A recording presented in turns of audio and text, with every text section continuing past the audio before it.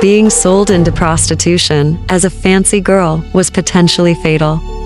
In the 1830s, the term fancy girl was used by slave traders to describe a young, attractive, light-skinned female slave.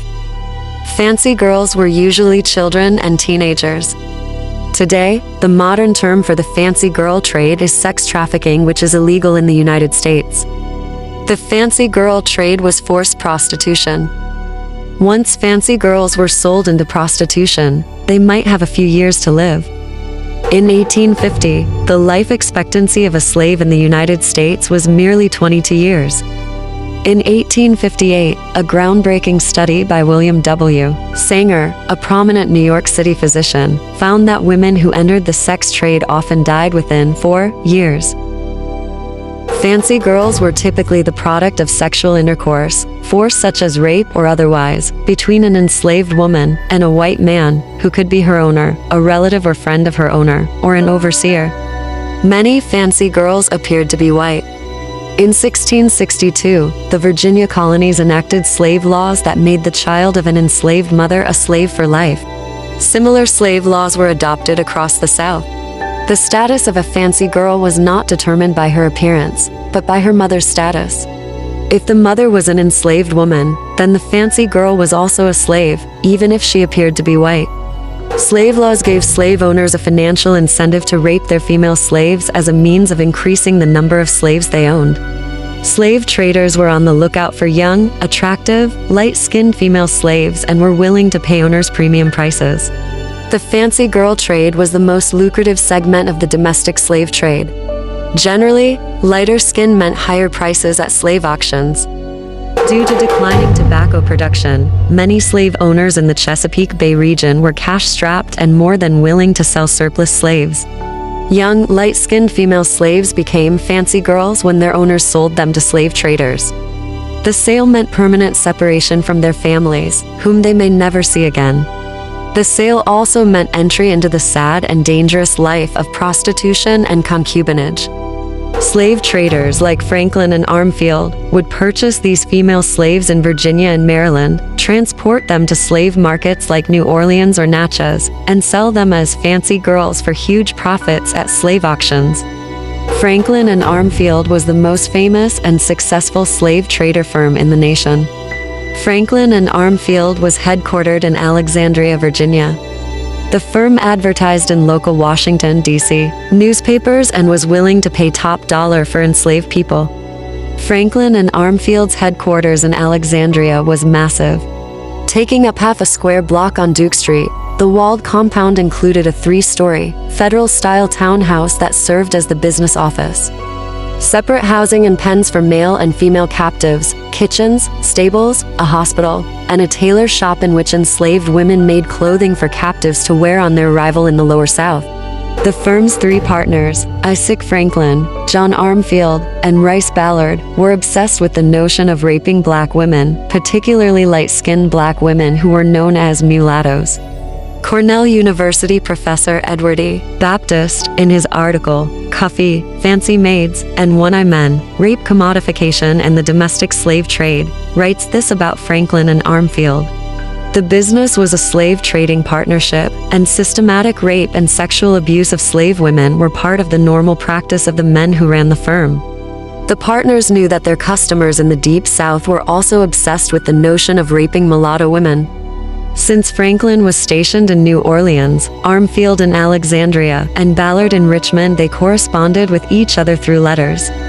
These letters show that the partners viewed mulatto women not only as a means of obtaining enormous profits, but also as a means of satisfying their own sexual desires. The partners referred to themselves as one-eyed men, a euphemism for their penises. Several months could pass between the time a fancy girl was purchased in the Chesapeake Bay region and later sold in New Orleans or Natchez. Measles, cholera, helminthiasis, whooping cough, pneumonia, and other diseases killed many slaves who were confined in slave jails and during grueling 1,000-mile marches, known as coffles, from Alexandria to New Orleans or Natchez. The deadliness of these diseases was compounded by close confinement, poor nutrition, filthy conditions, brutal treatment, and a lack of adequate medical care. Fancy girls were also held captive in slave jails and sent on 1,000-mile marches from Alexandria to New Orleans or Natchez. The firm's partners and staff routinely raped and physically abused their female captives. In some cases, the firm purchased fancy girls for the express purpose of raping and physically abusing them. Rice Ballard of Franklin and Armfield was infamous for his enslavement and forced concubinage of Avinia White and Susan Johnson, two women he originally purchased as fancy girls. The firm's slaves were kept in prison-like structures, which had high walls, bars, cells, and other restraints. The firm's headquarters in Alexandria, Virginia, was such a structure. It could hold hundreds of slaves at a time until they could be transported to New Orleans or Natchez. It was a common occurrence for slaves to die while being held captive at the Alexandria facility. In his notes of a tour in America, Stephen Davis recalled seeing enslaved captives at a depot at Alexandria, where they are penned like cattle, and bought and sold. The abolitionist Ethan Allen Andrews visited Franklin and Armfield's compound in July 1835 and compared it to a penitentiary, with the same apparatus of high walls and bolts and bars to secure the prisoners. Slave traders advertised fancy girls in local newspapers.